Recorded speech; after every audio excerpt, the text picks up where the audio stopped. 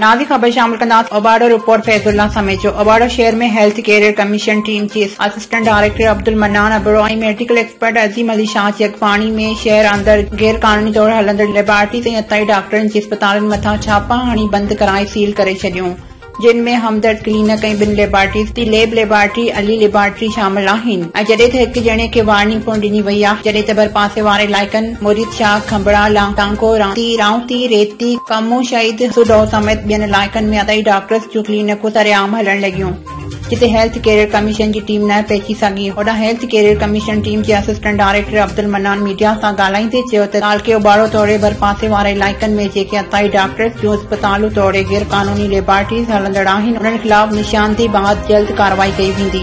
अताई doctors पंहिंजूं गैर कानूनी अस्पतालूं खोले हितां जे ग़रीब माण्हुनि खे ॿिन्ही हथनि सां लुटे रहिया आहिनि, जेके इंसानी जानियुनि सां खेॾी रहिया आहिनि। उन्हनि अताई डॉक्टर्स जे ग़लत इलाज सबबि माण्हू मुख़्तलिफ़ बीमारियुनि में वठिजी वञनि। हाणे उन्हनि अताई डॉक्टरनि ऐं लेबॉरेटरी हलाईंदड़नि खे इंसानी जानियुनि खे खेॾण जी इजाज़त न ॾिनी वेंदी। जल्द उन्हनि खिलाफ़ हुकूमत अमली तहत मौसर कार्रवाई करे उन्हनि जूं अस्पतालूं सील करे मथनि केस दाख़िल करायो वेंदो।